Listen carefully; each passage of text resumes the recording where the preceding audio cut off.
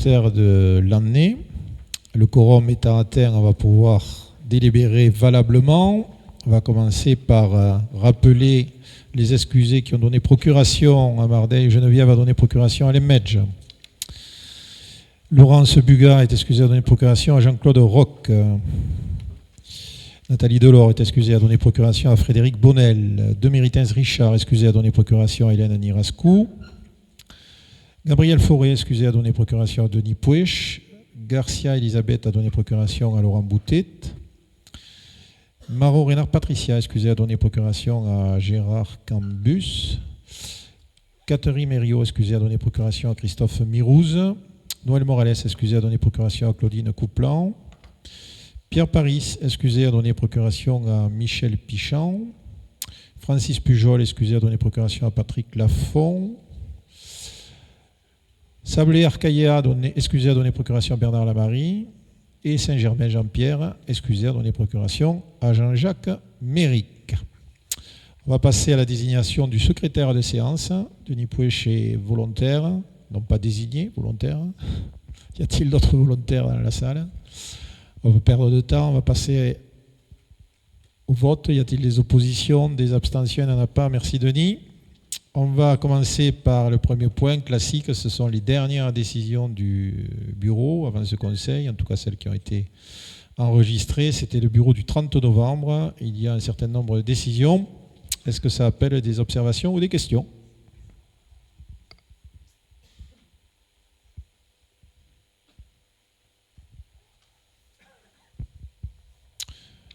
A priori, non. Donc, on va refermer ce dossier et on va passer donc aux différentes délibérations de la soirée. On va commencer par les délibérations concernant les tarifs et on va passer la parole à Patrick Lafont. Merci.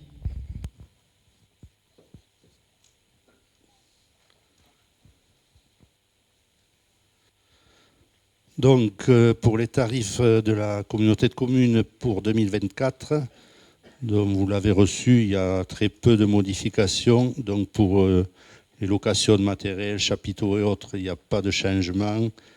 Pour les locations du broyeur, pas de changement. Les pareuses, pas de changement. Donc, sur le service déchets, c'est le seul endroit où il y a des modifications. Donc la redevance spéciale donc, pour les professionnels, donc issue de la compta coût. Donc la collecte ordures ménagères passe de 186,87 € la tonne à 200,29 € la tonne.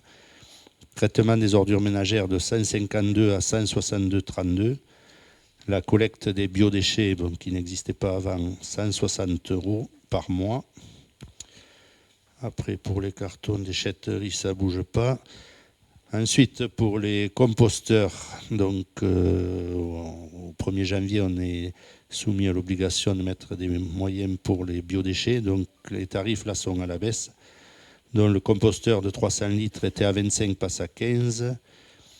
Pour le 600 litres, il n'y a pas de changement. Pour les professionnels, le 600 litres, sinon ça reste à 70 €. Les 800 litres à 80 €, et il n'y en avait pas avant.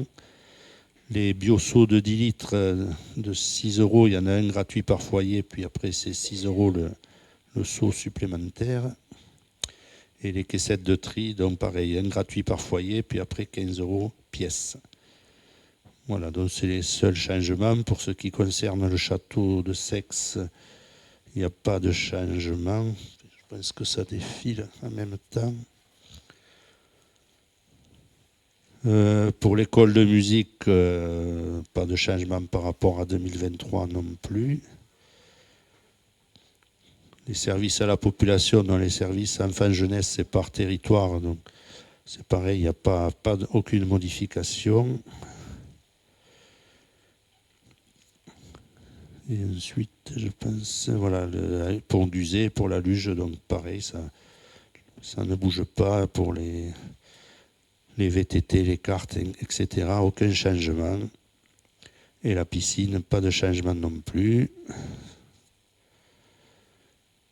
Et la piscine Castillon-la-Bastide, pareil également. Et c'est tout. Donc il n'y a que sur les services déchets qu'il y a des changements. Donc, je ne sais pas si vous avez des questions. Alors, sur ces grilles tarifaires, certes conséquentes, mais vous avez vu qu'il y a très peu de changements, hein, on vous les a présentés. Est-ce qu'il y a des observations ou des questions?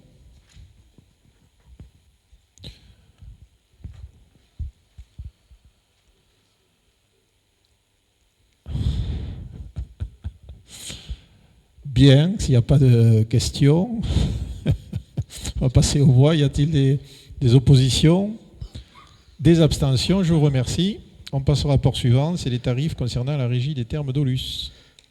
Alors pour les termes, alors je ne vais pas vous passer tous les tarifs parce qu'il y en a une collection. Donc les cures, elles augmentent de 4,5%. Donc c'est des tarifs qui sont fixés par la caisse d'assurance maladie. Donc on applique simplement ce qui nous est proposé.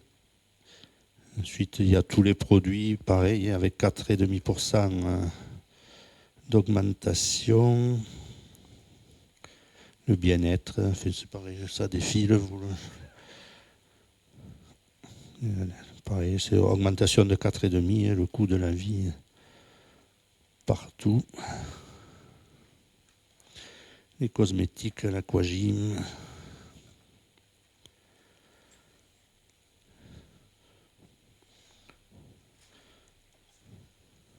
Les produits, c'est pareil, 4,5%.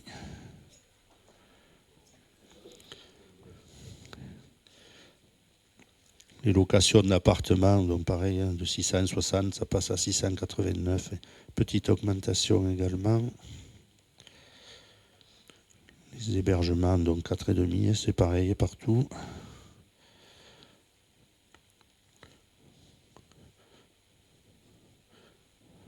Donc je sais pas, après je sais pas. Jocelyne, s'il y a quelque chose à rajouter, je pense pas. Hein. Rien de spécial. Les tarifs CPAM donc, qui ont augmenté et 4,5% sur le reste des tarifs. Bien, merci. Sur ces tarifs, donc pour les termes d'Aulus, vous avez compris que les cures, c'est la caisse primaire d'assurance maladie qui fixe les tarifs, c'est pas nous, et le reste, donc 4,5% d'augmentation. S'il n'y a pas d'intervention, on va passer au vote. Y a-t-il des oppositions? Il n'y en a pas. Des abstentions non plus. Je vous remercie. On va passer au service des eaux. Plusieurs tarifs à fixer. L'eau, l'assainissement. Bernard Lamarie. Voilà, bonsoir. Bonsoir à toutes et à tous. Alors nous allons, vous allez voir, ça se résume à une augmentation en fait de 4,8% du prix de l'eau, simplement, on ne touchera pas l'assainissement. Voilà, donc on suit les indices de prix à la consommation qui a évolué de 4,2%. Ça suit l'augmentation des prix de l'énergie, vous allez voir un graphique tout à l'heure. L'augmentation du prix des pièces et la stabilisation du TP01, mais qui n'est pas ressentie sur les marchés que nous avons publiés. On a eu la chance d'avoir des marchés qui étaient plutôt favorables cette année. Voilà l'évolution de l'indice des prix. Alors là, ne pas confondre les deux couleurs bleues. Hein. La première, c'est bien sûr, vous l'aurez compris, c'est l'indice des prix du pétrole. Et puis, notre courbe à nous, eh bien, elle suit l'indice des prix à la consommation. Voilà. On peut y aller, on peut tourner. Voilà, les tarifs principaux. Donc, on va voir tout à l'heure la facture type de 120 mètres cubes. Et peut-être on y reviendra l'année prochaine ou l'année d'après sur les dépenses de 120 mètres cubes, puisqu'on s'aperçoit qu'on dépense... Ce n'est plus une consommation standard. On est quand même maintenant bien au-dessous parce qu'on a pris conscience que de consommer trop d'eau inutilement, c'est pas bon pour la planète et c'est pas bon pour nos nappes phréatiques. Et ensuite, autre exemple, tous les produits électroménagers sont fabriqués maintenant pour consommer le moins d'eau possible. Tarif des communes dont la compétence a été transférée. On en parle régulièrement aussi. Le planning de convergence, eh bien, cette année, c'est l'avant-dernière année avant d'arriver au tarif qui va faire que tous les couserannais, tous les utilisateurs d'eau et d'assainissement qui se trouvent dans notre périmètre, dans le bassin versant du Salat, eh bien, paieront tous la même somme et le même prix pour avoir de l'eau. Et ensuite, l'application des taxes obligatoires perçues et reversées. Vous allez voir, c'est la troisième colonne qui, elle, augmente de 4%. Mais ça, c'est tout à fait indépendant de notre volonté, bien sûr. C'est l'agence de l'eau qui applique cette augmentation. Voilà, on ne verra pas, on fera pas le comparatif. Voilà, ça c'est donc le prix 2023 en haut, la proposition de prix 2024 avec l'évolution de 4,8%. On a dit 0% pour l'assainissement. On retrouve les redevances agence de l'eau, voilà, sur l'avant-dernière colonne à droite. Et ce qui nous donne, alors c'est ce qui parle le mieux, sur une facture totale. Alors la première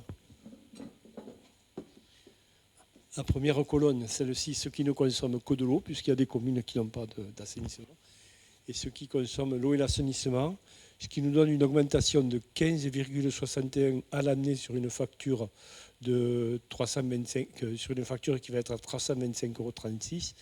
Donc augmentation cette année de 15,61 €. Donc on retrouve là les 5%. Et ce qui paie l'eau et l'assainissement, pour la plupart bien sûr des communes, on était à 632, on va passer à 648. Donc on aura une augmentation moindre puisque l'assainissement n'augmente pas. Et on sera pour eux à 2,5%. Tournez. La dernière. Alors, juste un petit souci, ça va pas tarder. Ça, ce sont les propositions de tarifs de convergence qu'on aurait dû lisser en 2 ans, mais on avait, après discussion, c'est vrai que ça faisait quand même une augmentation conséquente pour les communes qui arrivaient dans le service des eaux. Ce qu'on peut remarquer, c'est qu'on a dépassé cette fameuse ligne rouge des 150 € qui permettait aux communes qui étaient au niveau, qui dépassaient un tout petit peu, d'avoir des subventions de l'agence de l'eau s'il y avait des travaux sur la commune. Donc là, toutes les communes sont éligibles, il n'y a aucun souci. Ici, on arrive notamment, je vais prendre l'exemple, c'est le plus près pour moi, la commune de Saint-Ain, qui est à 138, qui va passer à 218 et qui l'année prochaine arrivera au prix égalitaire de tous les utilisateurs, de tous les abonnés du service des eaux. Voilà, alors c'est vrai qu'il y a des communes qui ont fait de gros efforts parce c'est vrai que l'eau n'était pas très chère chez certains. Et là maintenant, voilà, on va arriver à tous payer l'eau et surtout à tous avoir un service qui sera égal pour tout le monde. Voilà, on peut tourner pour les tarifs assainissement. Alors là, il n'y a plus que 4 communes, puisqu'il n'y a que 4 communes dans les communes qui sont venues nous rejoindre qui ont un service assainissement en collectif. Antras, Sesco, Massat, Saint-Ain. Et là, vous voyez, la révolution aussi monte tout doucement. Et Antras est encore un peu en dessous de la ligne rouge. Et l'année prochaine, donc théoriquement, il devrait faire la balance pour arriver au prix de tous les abonnés de la communauté de communes Couserans-Pyrénées. Je crois que c'est la dernière feuille. Donc voilà, je vais laisser au président le soin de faire voter cette augmentation. Et puis s'il y a des questions à poser, bien sûr. Voilà, avant de voter, quand même, on va laisser la parole à la salle sur ces tarifs. Donc, alors on va commencer par l'eau. Tu as fait les deux, mais on va commencer par l'eau potable. La parole est à la salle, si vous le souhaitez. Oui, on va vous donner un micro.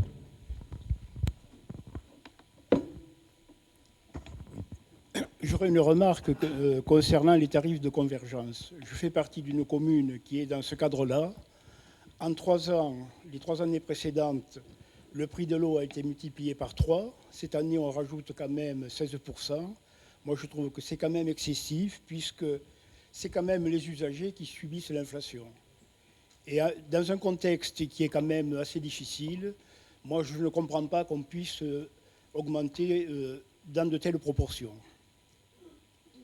Voilà. Oui, alors donc je ne vais pas refaire l'histoire, vous le savez tous, puisque c'est à cause de la loi NOTRe que toutes les communes qui nous ont rejoints un peu par obligation, peut-être au service des eaux du Couserans, certaines effectivement sont parties très bas parce qu'il y avait un prix de l'eau qui était très bas, et donc fatalement, en étant dans les services, il est normal que tout le monde dans le Couserans paie le même prix pour l'eau, qu'on habite au centre-ville à Saint-Giron ou qu'on habite sur la commune d'Antras, comme j'ai dit tout à l'heure. C'est vrai que cette convergence, elle était obligatoire. Nous l'avions discuté en commission. Au départ, ça devait se faire très rapidement. On devait lisser sur 2 ans, ce qui aurait fait vraiment une augmentation encore plus importante. Bon, on a décidé de lisser sur 5 ans, mais effectivement, ça n'empêche pas que certaines communes qui sont parties très bas ont vu leur prix de l'eau s'envoler. Bon, mais théoriquement, à partir de l'année prochaine, toutes ces communes seront comme toutes les autres communes du Couserans, c'est-à-dire elles subiront l'augmentation de l'eau, s'il y a augmentation, on ne peut pas se projeter, sans avoir de différence telles qu'elles les ont connues jusqu'à présent. Mais je sais que ce n'est pas évident du tout, et Marcel Agère le soulève chaque année, on le discute en commission. Ce n'est pas évident du tout, mais par obligation, on ne pouvait pas faire autrement. On ne pouvait pas offrir un service à un prix dérisoire sur certaines communes et au prix qu'on a voté sur les autres communes. Bon, ça se comprend, même si ça paraît être une injustice et même si c'est compliqué à expliquer aux habitants. Voilà. Mais il faut savoir une chose, c'est que le prix est une chose, effectivement, mais le jour où il y a un gros pépin et où le service des eaux doit intervenir pour faire ou de l'investissement ou pour faire une grosse réparation, eh bien, le prix de l'eau s'explique dans ces moments-là. C'est vrai qu'il y avait certaines communes, et je ne jette pas la pierre, mais il y a certaines communes qui avaient un budget annexe eau et assainissement qui était quand même relativement bas. Et vu l'augmentation des travaux et vu l'importance des prix des travaux, parce qu'il y a des normes à respecter, parce que tout est tellement cher maintenant que, regardez les chantiers qu'on annonce quelquefois sur certaines communes, on est de suite à 100 000, 150 000 euros. Et certaines communes avaient 30 000 ou 40 000 euros dans leur budget annexe. Voilà, ce sont tous ces éléments-là qu'on peut remettre sur la table, on en a discuté souvent. Et ceci explique cela. Voilà, je ne peux pas donner d'autres explications à ce problème qu'a évoqué Marcel Agert. Voilà. D'autres interventions? Bien, écoutez, s'il n'y a pas d'autres prises de parole, donc on va passer au vote pour les tarifs de l'eau. On reviendra sur l'assainissement. Y a-t-il des oppositions? Une opposition. Y a-t-il des abstentions? Je vous remercie.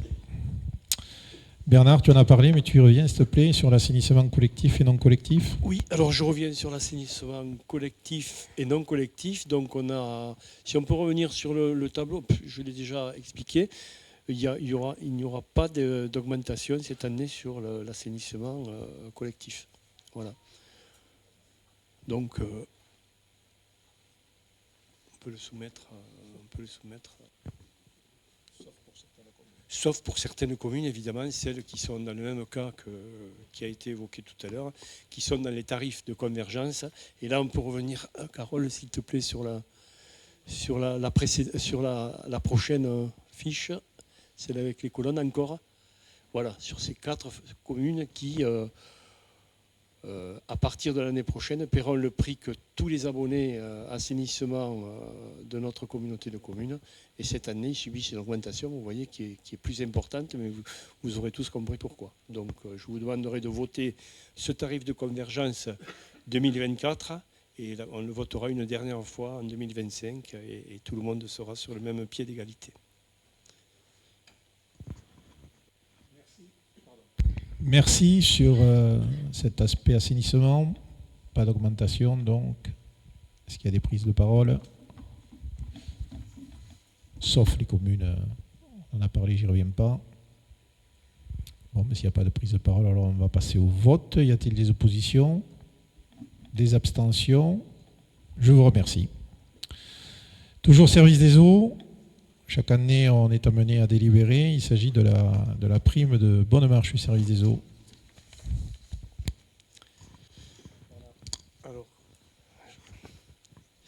Alors vous savez que chaque année, nous avons une prime qui est allouable aux agents du service des eaux sur la base de l'accord d'établissement.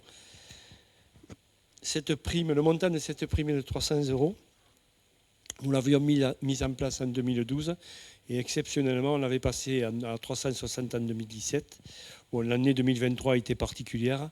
mais les résultats du service sont restés à un très très bon niveau. L'efficacité des agents du service aussi.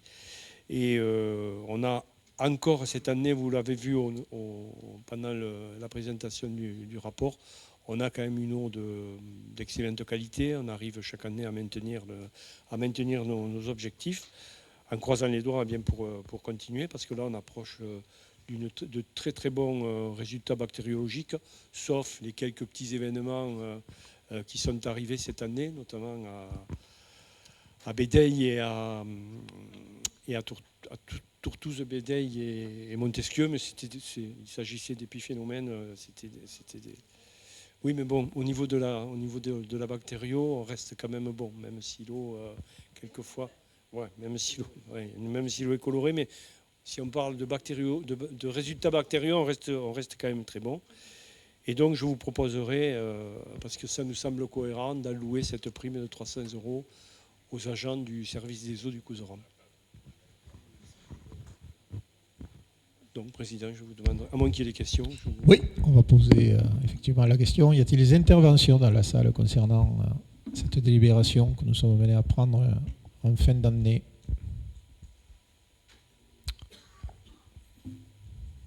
Bien, mais écoutez, s'il n'y a pas d'intervention, on va passer au vote. Y a-t-il des oppositions? Il n'y en a pas. Des abstentions? Il n'y en a pas non plus. Merci. On va passer maintenant au rapport social unique. C'est un rapport qu'on doit présenter à chaque fin d'année et c'est Alain Servat qui va le présenter. Merci. Oui, donc c'est le rapport social unique de 2022.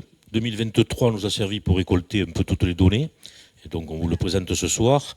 On l'a présenté aux organisations syndicales le 21 novembre 2023 et en bureau en début de mois, début décembre. Donc il y a oui.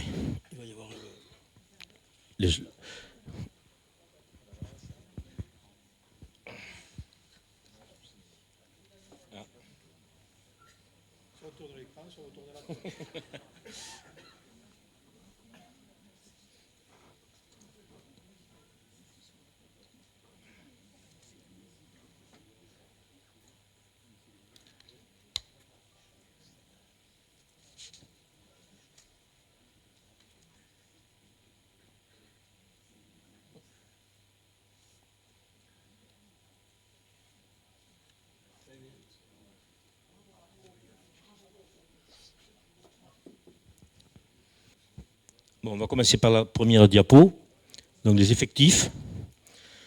Alors l'effectif global en 2022, on était en fonctionnaire, titulaire et stagiaire à 239, non titulaire occupant un emploi permanent 125 et agent n'occupant pas un emploi permanent 84. Au total 448. Donc vous avez le camembert qui nous fait voir les fonctionnaires, 64% titulaires et stagiaires, 21% les contractuels permanents et en vert les 16% contractuels non permanents. Voilà, vous avez tous les repères. Les agents saisonniers et remplacements au recours de l'année 2022. Donc nous avions 32 agents saisonniers, 40 agents de remplacement. Donc en pôle fonctionnel, un DGS et un DGST. Non inscrits sur le tableau effectif, 17 assistantes maternelles, 33 contractuels du service des eaux et 3 contractuels des termes d'OLUS. Donc on passe à la structure de l'effectif. Donc les titulaires, la répartition par filière, titulaires et non titulaires. Bon, je ne vais pas vous dire toutes les... Vous l'avez sur l'écran. Hein. La filière administrative, filière animation, filière culturelle, médico-sociale, filière sport, filière technique en titulaire. Et en non titulaire, pareil, la filière administrative, animation culturelle, médico-sociale, filière sport et filière technique. Après, vous avez en dessous la répartition par catégorie. Catégorie A, 7%, catégorie B, 11% et catégorie C, 82%. Et vous avez le repère à côté par rapport à un repère national. Donc, la structure de l'effectif, alors donc la pyramide des âges, alors vous le voyez, 21, 25 ans, répartis entre hommes et femmes. La répartition par temps de travail en pourcentage et en nombre, temps complet, temps non complet, vous l'avez. Temps complet 73%, temps non complet 27%. Après, vous avez à côté les contractuels temps complet, les contractuels temps non complet, les fonctionnaires temps complet, les fonctionnaires temps non complet. Vous avez aussi les agents en position particulière, donc les congés parentaux, 3 ans, il n'y en a pas. Disponibilité, il y en a 20. Temps partiel, en autorisation 90%. Je ne veux pas vous lire tout le tableau, vous l'avez. Et en haut, toujours le repère hein, par rapport au national. Oui, on est un peu plus jeune que le national. Mouvement de personnel. Alors vous avez les arrivées au renouvellement de fonctionnaires sur les emplois permanents. Vous avez le renouvellement de détachement. Et puis par voie de mutation, les arrivées au renouvellement de contractuels sur emploi permanent. Donc vous les avez. Aux arrivées, je prends un exemple, aux arrivées sur emploi vacant, un CDD. 16 renouvellement de CDD sur emploi vacant. 36 CDD sur emploi de remplacement suite aux longues maladies et aux maladies. Les départs. Nous avons retraité 8 agents retraite, mutation 10 agents, démission 5 agents qui sont répartis par fonction. Licenciement, il n'y en a pas, décès, il n'y en a pas. Départ, suite, fin de disponibilité, 3 agents et demande de disponibilité supplémentaire en 2022, 8. Les emplois aidés, donc nous avons, en 2022, nous avions des contrats aidés CUI, CAE et PEC, on en avait 10. Et les contrats d'apprentissage en 2022, on en avait 5. Et puis, vous avez en dessous les tableaux de services d'accueil, 4 en animation, en ressources humaines, 2 en technique, 2 en la petite enfance. Et pour les contrats d'apprentissage, 4 en animation et 1 en médico-social.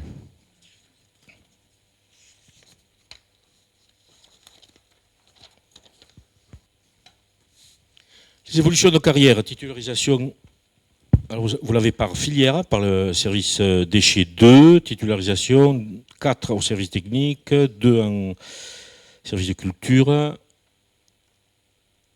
2 à la petite enfance, 2 à l'enfance jeunesse et 2 à la cuisine centrale. Alors donc après vous l'avez par catégorie aussi. Hein. Bon, c'est pratiquement tous en catégorie C, sauf à la petite enfance ou en catégorie B. Les mises en stage, pareil. Filière sportive 2 en catégorie C et 1 en catégorie B. 1 en administration en catégorie C, aux finances 1 en catégorie A et 1 en catégorie C, en technique 1 en catégorie C, en cuisine centrale 1 en catégorie C, en déchets 1 en catégorie C, en mobile interne 1 en catégorie C. Et les avancements de grade, vous les avez là, dessous, dans le dernier tableau. Catégorie A, il n'y en a pas. Catégorie B, il n'y en a pas. Ils sont tous en catégorie C. Travailleurs handicapés, donc les fonctionnaires titulaires et stagiaires, là vous avez réparti entre hommes et femmes. En catégorie A, il n'y en a pas. Catégorie B, il y en a 1. Et en catégorie C, il y en a 14 femmes et 7 hommes. Contractuels sur emploi permanent, donc vous avez le tableau. 8 hommes en catégorie C, oui, bien sûr, et une femme en catégorie C.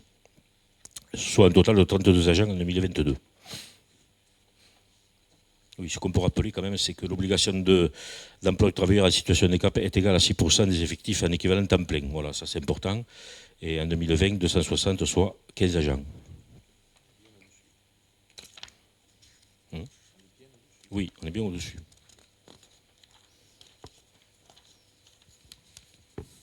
Alors, le temps de travail, donc vous savez, durée annuelle légale, c'est 1607.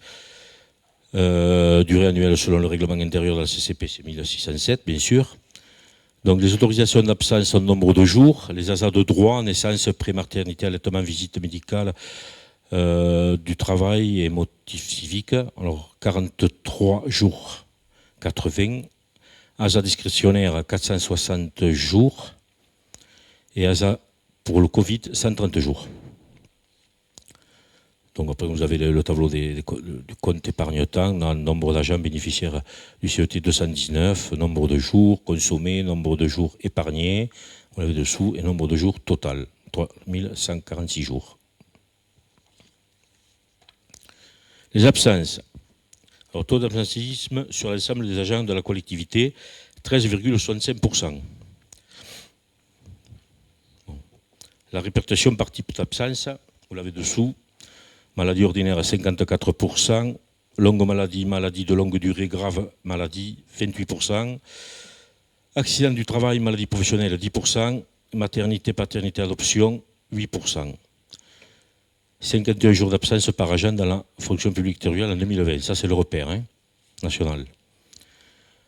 Après, vous avez le total des agents absents, 296 agents sur 448 agents. Après, vous avez le tableau total de toutes les absences, maladie ordinaire, crise ordinaire, longue maladie, grave maladie, 7 agents, longue durée 4 agents, maternité 5 agents, paternité 10 agents, accident du travail 17 agents, maladie professionnelle 1 agent.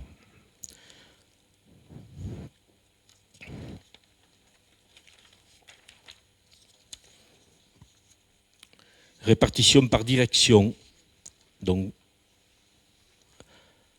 direction technique, déchets, population, culture et autres directions. Vous les avez tous, là vous avez le graphique qui vous donne le nombre de jours par direction. Puis vous avez le direction les plus représentées en pourcentage, vous avez le tableau, population, technique, service déchets. Voilà.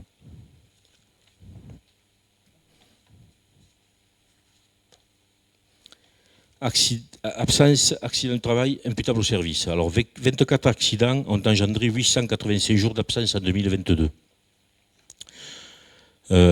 Par filière, donc dans l'animation 4% et dans le technique 96%.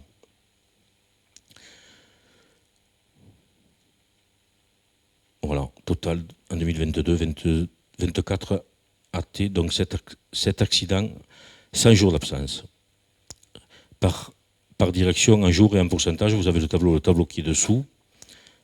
Service à la population 113, service déchets 188, sport 157 et technique 427.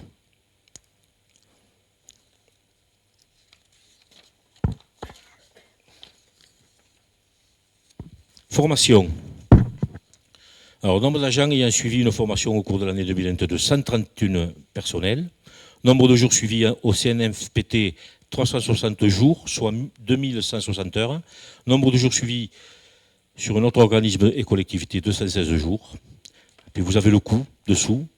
CNFPT au titre de la cotisation obligatoire à 57 501 €. Et le CNFPT au-delà de la cotisation obligatoire, bon, là, il n'y a rien. Autre organisation, permis, habilitation, certificat, BAFA, enfin, tout ce que les personnels doivent passer pour se former. 32 576 €.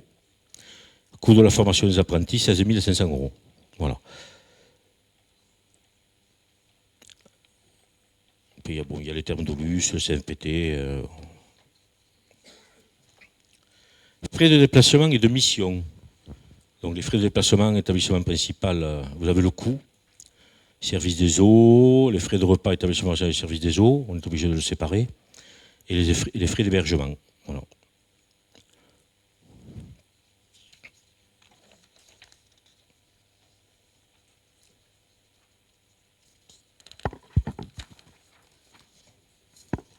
Prévention des risques professionnels. Alors, dépasse en matière d'hygiène et de sécurité. Alors, voilà, tout ce qu'on a dépensé en formation, habitation, FC, FIMO, ça, la FIMO, c'est pour les poids lourds. 10 887 €. Dépenses relatives aux interventions en matière de prévention et de sécurité, 201 471 €. Dépenses couvrant partiellement l'obligation d'emploi, montant total des marchés passés dans l'année 2022, 54 957 €. Et dépenses liées à l'aménagement de postes pour le maintien des agents reconnus inaptes, 4 096 €.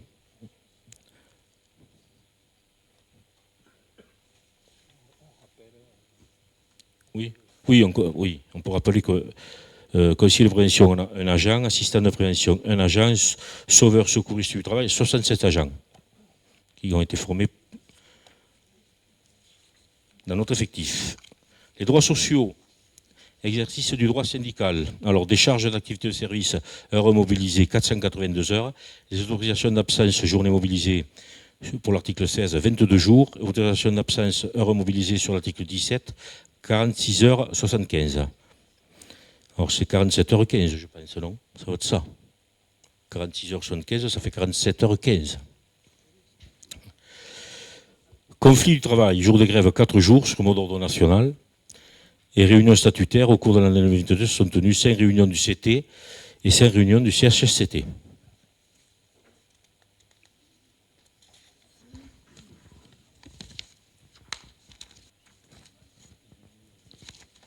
La parité. Alors là, vous avez tous les graphiques qui vous présentent la parité dans notre collectivité.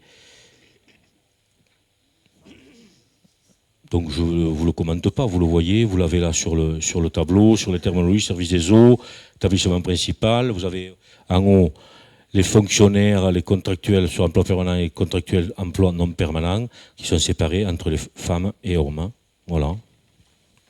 On a un peu plus de femmes que d'hommes. On peut s'en féliciter.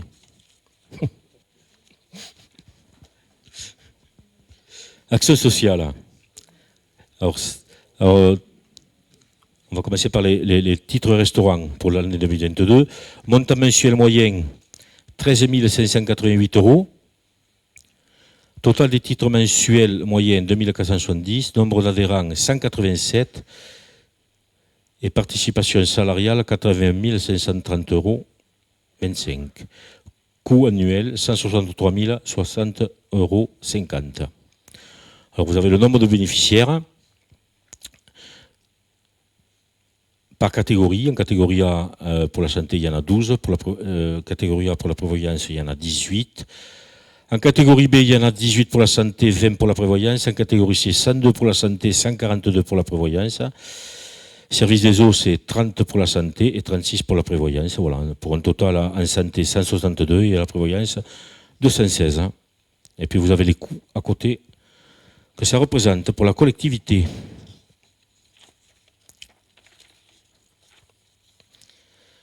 L'action sociale, le GNAS, en 2022, donc nous avons un montant d'adhésion par bénéficiaire 212, nombre d'adhérents 383, nombre de prestations accordées 1444, nombre d'utilisateurs 233, un coût annuel de 78 511 €. Et puis vous avez les diagrammes qui, par utilisateur, par catégorie et par prestation en type, en nombre. Et par catégorie.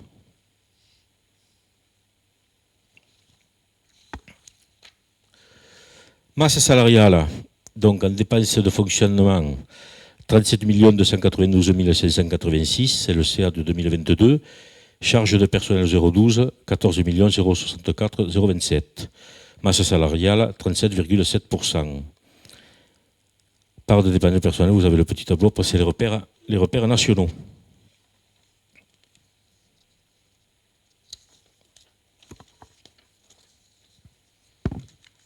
La rémunération.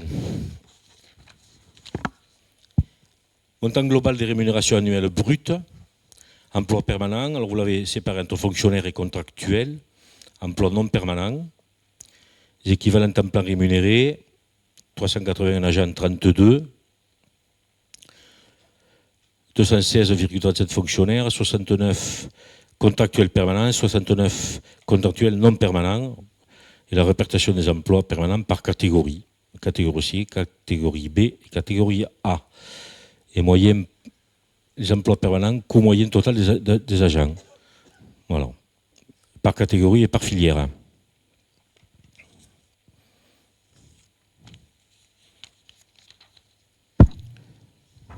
Rémunération régionalitaire, travaux supplémentaires et emploi permanent. Vous avez une répartition prime et indemnité, donc 751 696 €. Vous avez la nouvelle, ça c'est le RICEP, pardon. La nouvelle bonification indiciaire à 44 173 €. Supplément familial et traitement 56 485 €. Et les travaux supplémentaires, heures complémentaires, 28 875 €. La répartition par sexe, femmes et hommes, dans le tableau à côté. Et j'en ai fini. Voilà.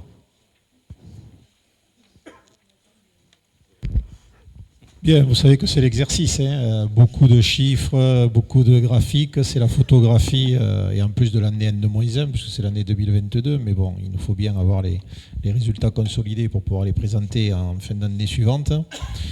Donc voilà, je ne sais pas si ça appelle des observations. Bon, ce qui est intéressant, lorsqu'on peut vous les donner, hein, c'est de comparer avec les repères nationaux notamment. Bon, on voit qu'on se marginalise nulle part. On est plutôt dans les moyennes, voire les moyennes en dessous. Même s'il y a encore des marges de progrès, hein. Quand on regarde le taux d'absentéisme ou autre, il y a certainement un travail à faire pour essayer d'améliorer encore la situation. Mais voilà, globalement, on est, on va dire, dans la moyenne des EPCI nationales. Je ne sais pas si ça appelle des observations, des questions. Bien, écoutez, on va passer au vote. Donc, y a-t-il des oppositions sur la présentation de ce rapport? Il n'y en a pas. Des abstentions? Il n'y en a pas non plus. Je vous remercie et merci à Alain pour avoir présenté tous ces chiffres. On passe à la délibération suivante. Donc, nous sommes à 1 an après le rapport d'observation de la Chambre régionale des comptes. Donc, vous savez que l'exercice veut qu'on fasse une réponse par rapport aux préconisations qui avaient été faites à l'issue de cette instruction, ou plutôt recommandation.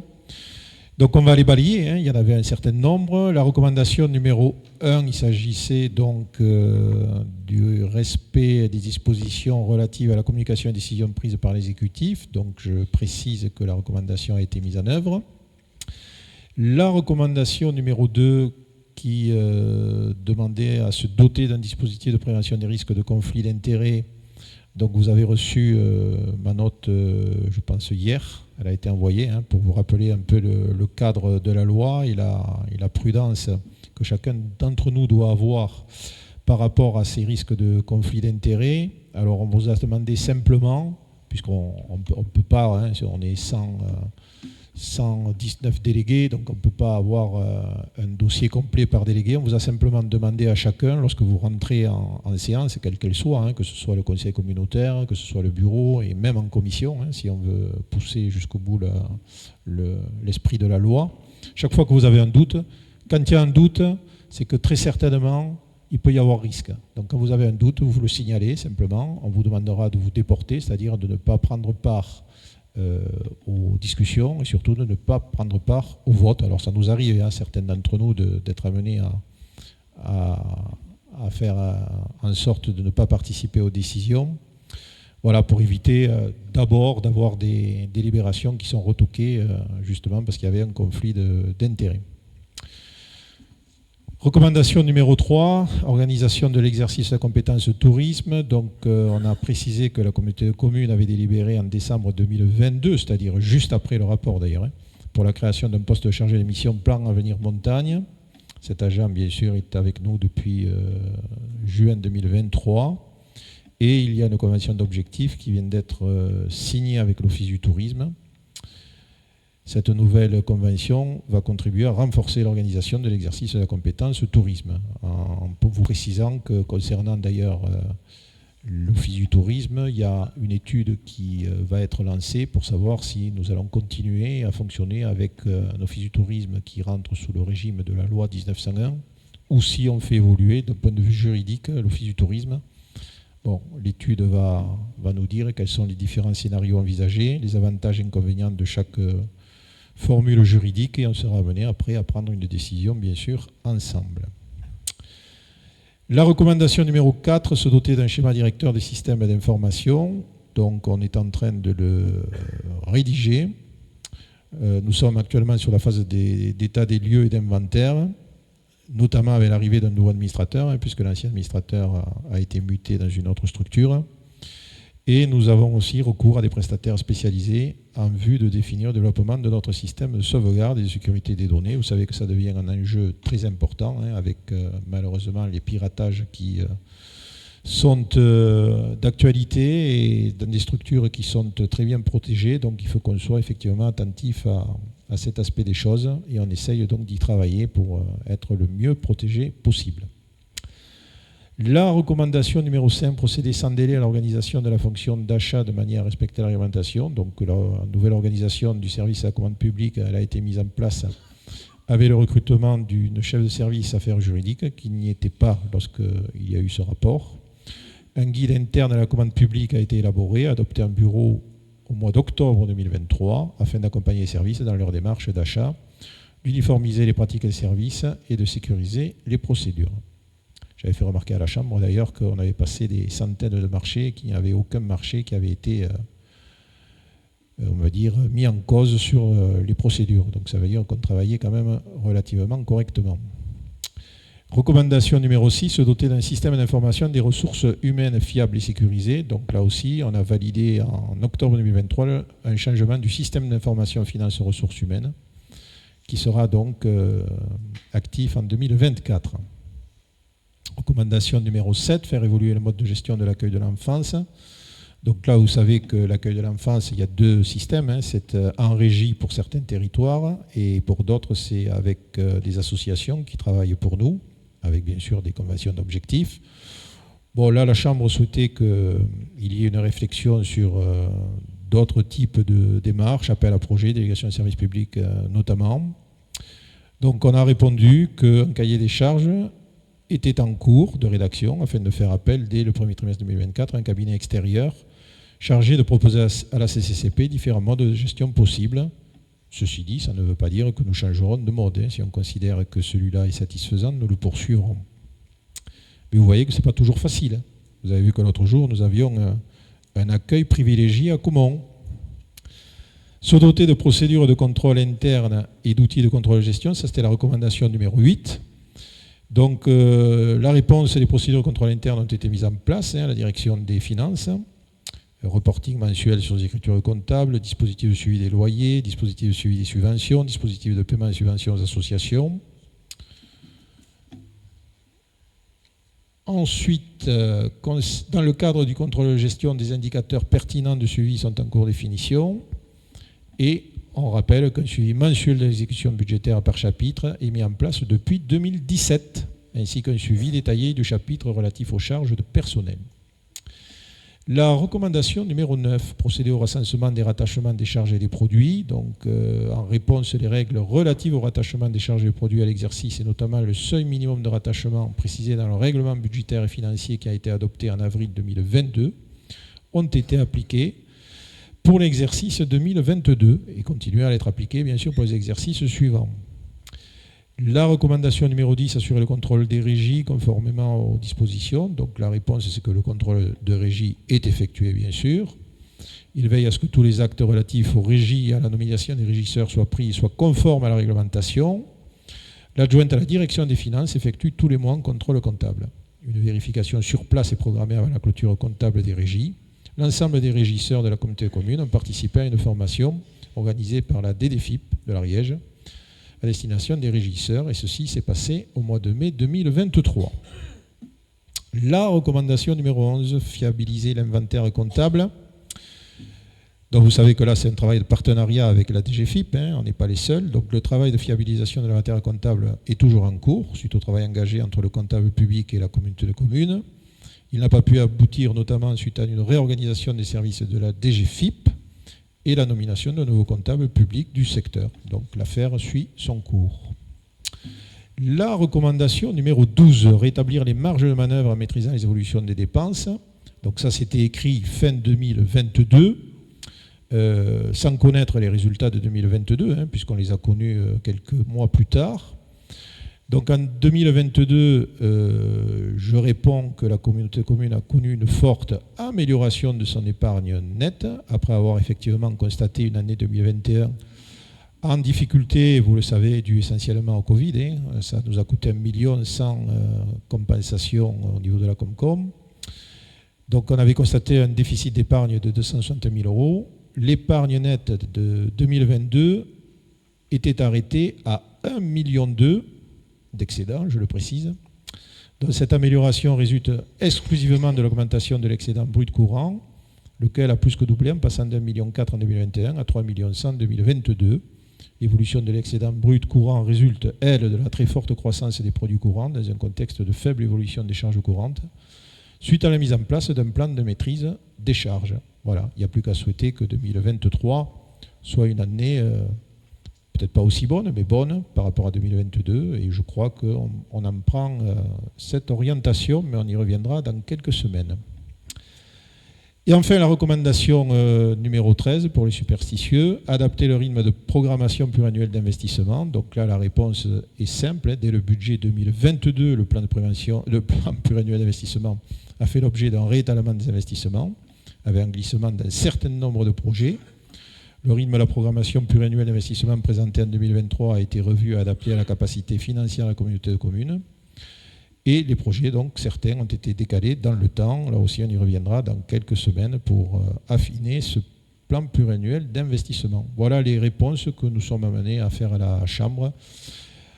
Un an après le rapport d'observation que nous avions pu étudier dans le détail à Mouly, si je me souviens bien, il y a presque un an, jour pour jour.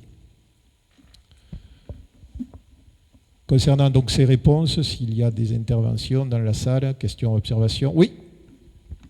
Un micro. Bonjour tout le monde. Je voudrais revenir sur la recommandation numéro 3 liée à l'office de tourisme. Oui. Donc j'apprends avec étonnement, alors peut-être Michel va pouvoir me répondre.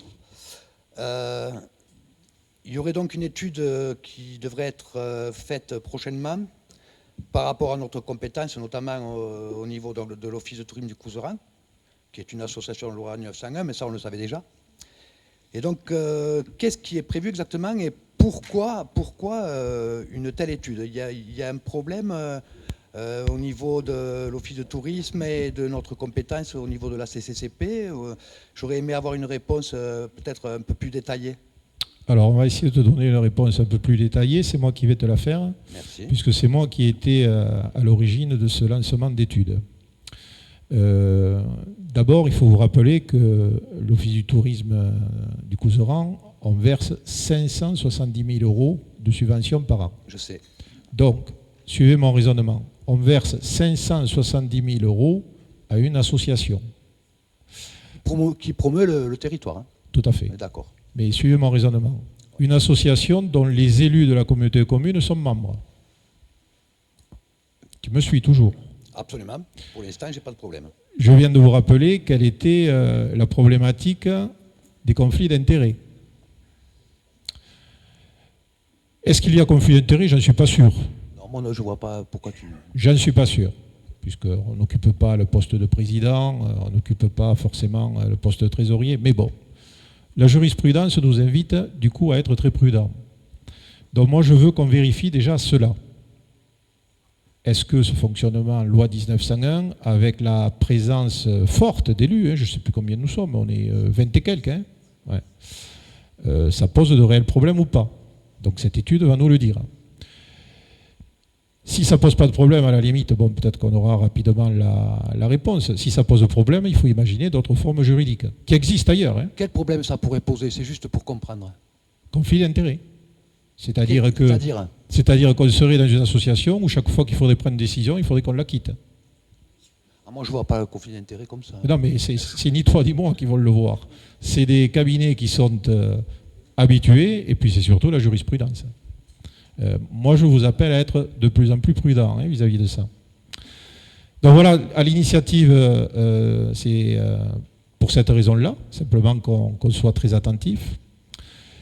Et ensuite, après, il y a d'autres formes juridiques qui sont d'ailleurs actuellement sur d'autres territoires, y compris de l'Ariège, qui fonctionnent. Et on va voir les avantages et inconvénients des uns et des autres. Voilà pourquoi cette étude est lancée. Elle va être lancée au mois de janvier, je crois. Et à l'issue de cette étude, on sera amené à se revoir pour voir quelles sont les conclusions, les orientations, et on essaiera d'avoir une orientation majoritaire qui sera prise. Et tu sais comment ça fonctionne dans les autres territoires? Par exemple, les offices de tourisme, comment ils sont financés? Est-ce qu'ils ont autant de possibilités de faire la promotion notre territoire. Oui, enfin, Michel va rentrer dans les détails, mais il faut d'autres formes juridiques et ils fonctionnent aussi bien que nous.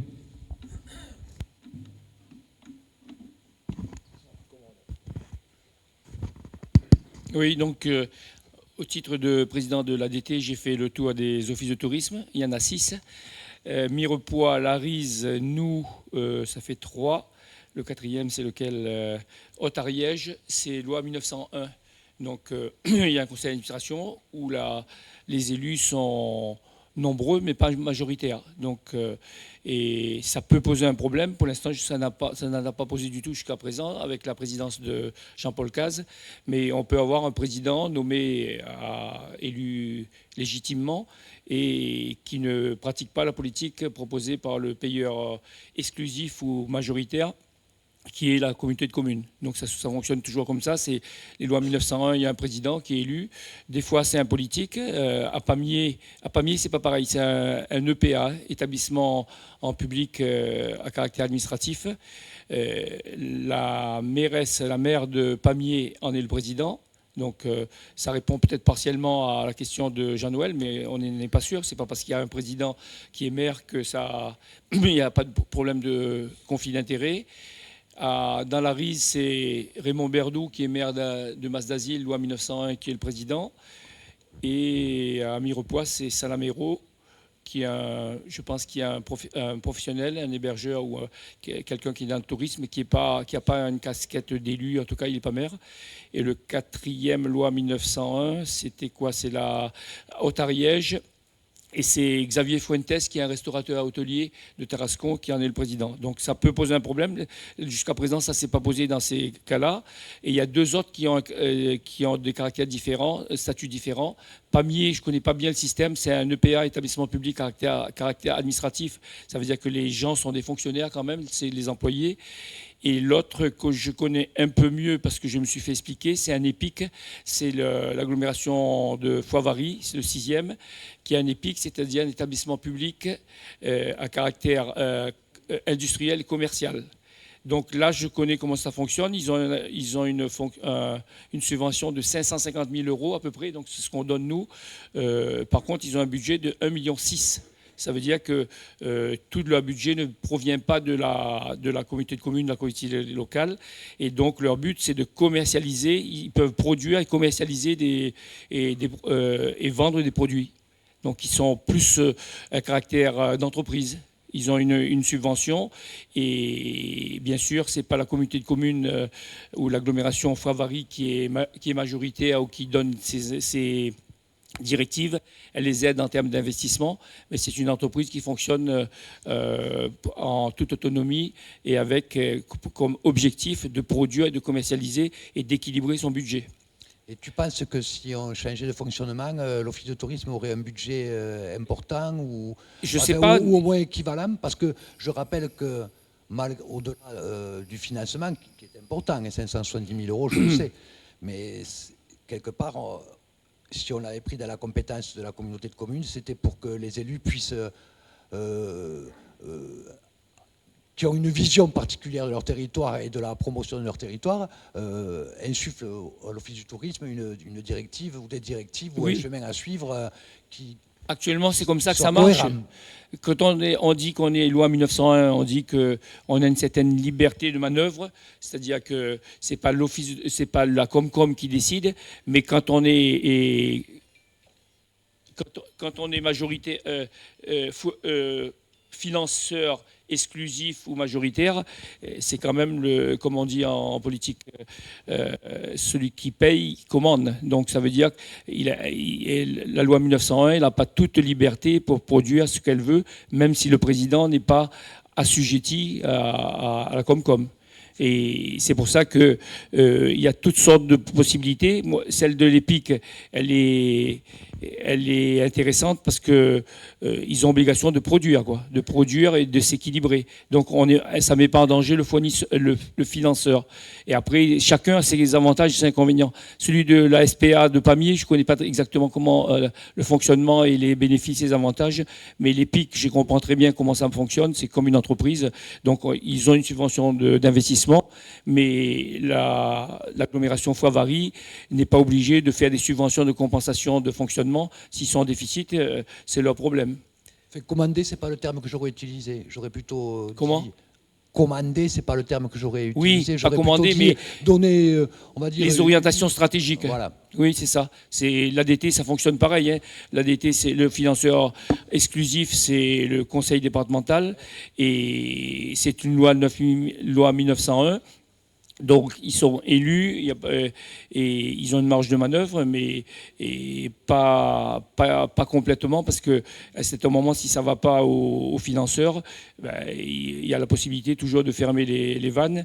Et donc, la loi 1901 ne marche plus. Donc, il faut absolument une harmonie entre le décideur et le financeur. Mais moi, j'ai fait les six offices de tourisme, je n'ai pas de préférence particulière. Je dis simplement qu'il y a une qui fonctionne comme une entreprise avec une mainmise quand même du financeur. Pour partie, la mainmise, c'est la loi 1901, et l'EPIC qui est plutôt une gestion autonome, mais avec obligation de résultat. Oui, Pascal, je crois qu'il n'y a pas une solution qui est préférable. Ça dépend en fait de la structure du territoire en question. Par exemple, dans le cadre d'un EPIC, rentre dedans bien évidemment dans la partie participation autre que le financement public, il y a la taxe de séjour, je suppose. Donc ça dépend aussi de la structure, tu vois, est-ce qu'il y a beaucoup d'hébergements, pas beaucoup. Et puis il y a aussi le nombre d'hôteliers. Est-ce que les hôteliers ou voire les commerçants dans certaines villes participent au financement de l'office de tourisme, tu vois, dans une ville très touristique comme Foix l'été, est-ce que les commerçants sont sollicités, etc. Donc c'est pour ça que cette étude elle est importante, parce qu'en fait il faut trouver la meilleure formule adaptée en fait au territoire et à la structure du territoire. Les commerçants, pourquoi tu me parles de commerçants? Tu me parlais de taxe de séjour. Non, mais les commerçants, non, mais il y a la taxe de séjour, mais il peut y avoir des participations des commerçants de la ville, il peut y avoir des hôteliers, etc. Si. Les hôteliers, d'accord. Ouais. Mais ça dépend en fait de la structure. Voilà. Donc c'est pour ça que l'étude doit préciser ça. Est-ce que tel montage juridique est adapté à notre territoire ou plutôt tel autre? Bon. Donc en fait, il y a une prise de conscience subite ou parce que ça fait quelques années qu'on tourne comme ça, donc je voulais juste comprendre pourquoi on se pose la question cette année. Est-ce que c'est pas par rapport au budget qui est peut-être lourd? Non, il n'y a pas c'est pas un problème d'ordre budgétaire, je l'ai expliqué. Il y a un problème déjà juridique, il faut le régler. Et ensuite, cette question se la pose déjà depuis un petit moment. Je vous rappelle quand même qu'on a fusionné un certain nombre d'offices de tourisme, donc il fallait laisser aussi le temps aux équipes notamment d'apprendre à travailler ensemble, ce qu'elles font, à mon avis, plus que correctement. Et là maintenant, on a, à mon avis, une certaine maturité pour pouvoir se poser ce genre de questions. Oui, et puis je pensais aussi, c'est naturel, aux emplois. Qu'est-ce qui peut se passer dans un autre cas de figure, voilà. Et tout à fait, c'est les questions qu'il faut se poser. Pas seulement au niveau de l'emploi, mais de nos performances, par exemple. Aussi. C'est l'intérêt d'avoir cette étude. On aura un tableau avec différentes entrées juridiques et on verra les avantages et inconvénients. Puis on peut aller chercher les expériences ailleurs, ce qu'a rappelé Michel. La Velanais, je crois, sont sur une réflexion aussi d'évolution. Je ne sais pas s'ils ne veulent pas aller vers une SPL, je crois. Oui, peut-être. Oui, mais la Velanais, pour l'instant, oui, on n'a pas discuté encore de... Par exemple, pour les pics de Foix, je dis commercialise des biens et des services et les vend. Qu'est-ce qu'ils font? Parce que vous pouvez me dire 550 000 et 1,6 million, le reste, d'où ils sortent l'argent, les 900 000? Déjà, c'est eux qui gèrent les Forges de Pyrène, donc le centre de conférence. Et là, ils ont un nouveau projet avec reconstruction d'un agrandissement de centre de conférence pour plus de 500 personnes. Ils vont faire un agora et un restaurant. Donc ça veut dire c'est des biens qu'ils commercialisent à leur propre chef. Et actuellement, ils gèrent aussi le musée des Forges de Pyrène. Donc, parce qu'on pourrait dire, commercialiser, d'accord, mais c'est quoi? C'est des boîtes de pâté, on n'arrivera pas à 900 000. Donc, c'est quand même des entreprises de commercialisation de grande envergure. Donc, voilà. Donc, il faut voir qu'est-ce qu'on veut et comment qu'est-ce que ça nous ramène la loi 1901 et les autres, voir pour prendre une décision. La décision n'est pas prise, c'est simplement faire une étude. Moi, je vous donne l'expérience que j'ai après avoir fait le tour au titre de l'ADT, donc pour fonctionner. Jean-Noël, effectivement, il m'avait posé la question au début, puisque M. Caz est en fin de présidence, hein, Jean-Paul Caz. Et donc, on avait discuté avec Jean-Noël qui m'avait dit, est-ce qu'il n'y a pas conflit d'intérêt si on met un président de chez nous, quoi, je veux dire, un élu. Et j'ai fait le tour. Donc, a priori, il y a d'autres élus. Je vais vous donner la référence de Pamiers, où c'est la maire de Pamiers, et Berdoux. Même pour les Pics, le maire, c'est le maire de Ganac, qui est Pierreville. Donc, il y a des élus qui sont à la tête. Donc, mais ce n'est pas parce qu'ils sont à la tête que c'est juridiquement irréprochable. Mais en tout cas, il y a une jurisprudence, quoi.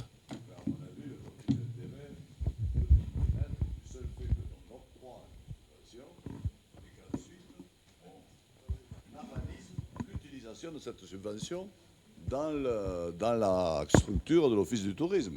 Donc il y a un conflit d'intérêt, oui, puisque la subvention que l'on donne, on juge ensuite de son utilisation. Et ça, je ne sais pas si on a vraiment le droit, quoi.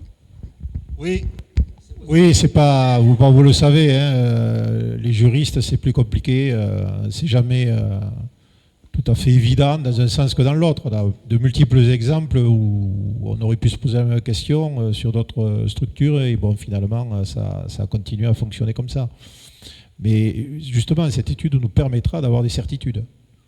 En tout cas, il faut l'espérer.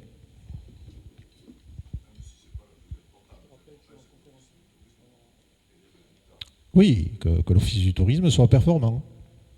Tout à fait. Et vous le savez, dans un système concurrentiel, il faut être à la hauteur. Après, on a beaucoup d'atouts, donc il faut les valoriser. Ok, Pascal, j'espère qu'on a répondu à ta question. Sur ces différents points, est-ce qu'il y a d'autres interventions avant qu'on passe au vote? Bien, mais écoutez, s'il n'y en a pas, on va passer au vote. Donc, y a-t-il des oppositions? Des abstentions? Il n'y en a pas, je vous remercie. Bien, mais je crois qu'on est arrivé au bout des dossiers que nous avions à voir ce soir. On va passer aux questions diverses, s'il y en a. Oui.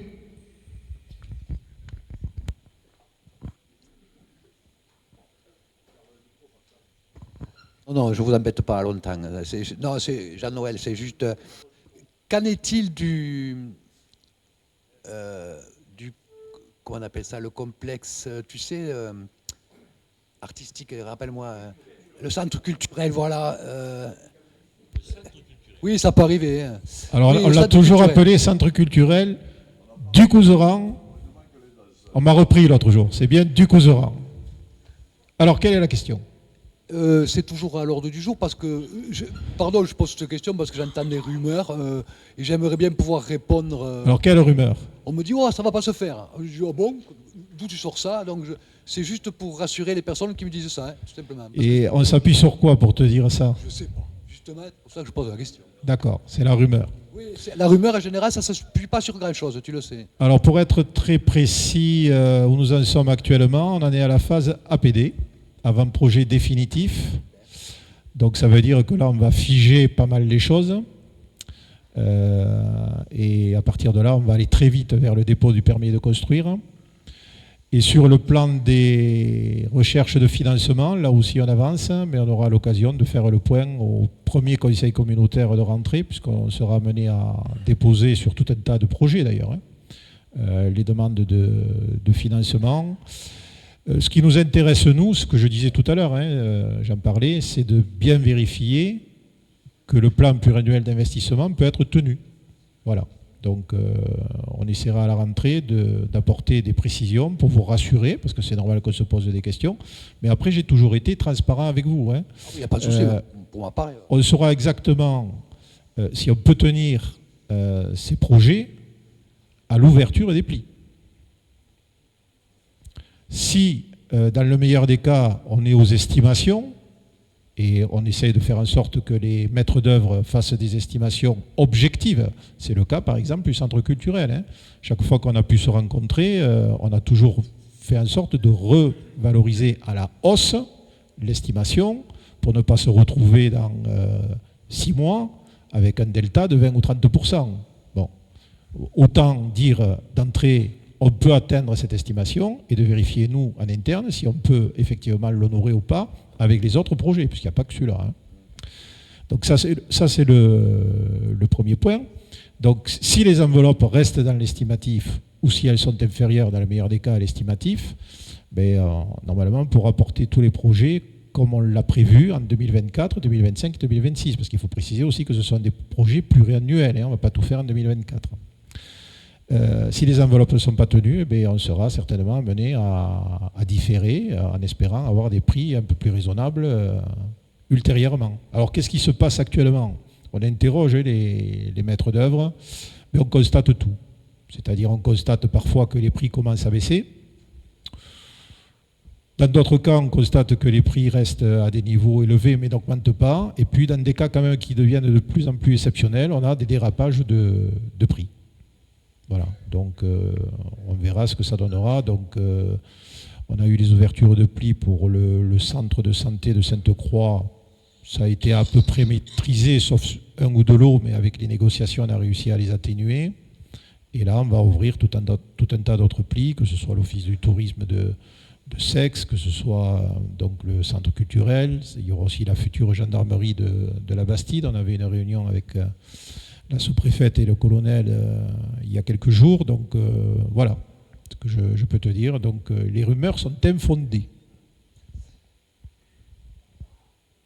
Oui. Dernière petite observation. Au cas où les prix soient trop élevés, par exemple, au niveau de ce qui est prévu pour le centre culturel, est-ce qu'il serait prévu, ou est-ce qu'on discutera ensemble du fait qu'on peut peut-être revoir nos ambitions sur quelque chose peut-être plus petit, si jamais, ou est-ce qu'il y aura toujours une énergie pour faire un centre culturel à Saint-Giron qui me paraît quand même indispensable? Oui, mais il y a tout un tas de questions qui se poseront effectivement pour faire en sorte de coller les investissements à notre capacité, tout simplement. Non, mais moi je reste. Non, mais je pose la question quand même. Je reste toujours prudent jusqu'à l'ouverture des plis. Voilà. Il est clair que sur des. Bon, actuellement, on est à une évaluation. Je parle du montant des travaux hors taxe, parce que là aussi, on a eu un conseil municipal l'autre jour. Bon. Il y a beaucoup de chiffres qui circulent, on confond beaucoup les choses, hors taxe, TTC, avec parking, sans parking, etc. etc. Bon. Aujourd'hui, ce qu'on peut vous dire, c'est que l'évaluation quasi définitive sur les travaux, on serait à 7,5 millions. Voilà, hors taxe, bien sûr. Voilà, si on tient cette enveloppe-là au niveau des ouvertures des plis, on fera en sorte de vous présenter un programme plutôt pluriannuel d'investissement qui l'absorbe, j'insiste, avec les autres projets. Hein. Parce que moi, ce que j'entends le plus, c'est, bon, on va faire ça très bien, mais est-ce qu'on va condamner les autres? Nous, notre objectif, c'est de ne condamner aucun projet. C'est d'assumer tous les projets. Donc voilà ce que je pouvais te répondre sur ce dossier. D'autres questions diverses avant de passer à une partie conviviale. Oui, une annonce, me dit-on. C'est pas une question embarrassante. Je reviens de l'ADT où on vient de lancer la campagne d'hiver, donc des stations de ski. Je vous rappelle qu'on défend toujours les stations de ski, hein, mais on n'est pas sur la version en changement climatique. Donc on défend absolument les stations de ski puisque ça rapporte à peu près 10 fois plus que ces mêmes stations quand ils sont en version été. Et voilà. Et puis, vous rappelez que même s'il y a une baisse de l'enneigement effroyable comme l'année dernière, on a fait plus de nuitées touristiques l'hiver en 2022 qu'en 2021. Donc, les gens viennent à la montagne pour faire du ski, préférentiellement du ski alpin. Mais quand ils ne peuvent pas, ils font des balades, des promenades, des chiens de traîneau, de la luge, des stations thermales comme le Couloubré ou Aulus. Et je viens de vous ramener 5 affiches, dont une, j'ai défendu le Couserans. Et sur les 4 types, il y a une affiche de Guzet, monsieur le maire du Stou. Voilà. On est les seuls à avoir ces chalets comme ça. Donc c'est à votre disposition. Il y a ça, il y a une très jolie femme aussi sur les thermes du Colombré. Et puis le reste, c'est un peu moins intéressant, c'est Axe-les-Thermes. Voilà. Et on a fait, et peut-être que le maire du Stou me contredira, on a fait quand même 60 000, à la billetterie, 60 000 passages par rapport à l'année dernière sur Guzet, ce qui fait à peu près par rapport à Axe-les-Thermes, qui fait 240 000, nous on fait 60 000, ben on est plus petit, on a fait moins de journées d'exposition, on a dû faire 60 à peu près par rapport à 109, le jour d'ouverture. Et les Monts d'Olme, 3e position, 50 000. Plateau de Beille, 90 000, mais avec des forfaits moins chers, puisque c'est des skis de fond. Donc ça veut dire que les sports d'hiver marchent toujours, malgré l'enneigement faible de l'année dernière. On fait quand même 60 000, 50 000 Axe-les-Thermes, 50 000 Monts d'Olme, 240 000 Axe-les-Thermes et 90 000 Beille. Voilà. Pour pouvoir répondre à nos concitoyens sur le financement du département, de la Comcom, de la commune du Stou sur Guzet. Une précision, effectivement, bon, vu l'enneigement qui malheureusement n'est pas au rendez-vous, hein, mais on espère quelques chutes de neige dans les prochains jours, on se prépare éventuellement à ouvrir la luge. Vous savez que l'hiver, quand on manque de neige, on essaie de proposer cette activité, donc le service sport est en train d'y travailler.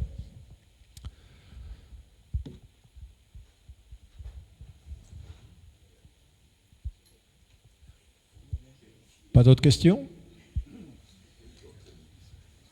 Bien, bah écoutez, on va clôturer cette séance. Vous remercier d'avoir été présents et pour certains d'entre vous, la plupart, fidèlement présents.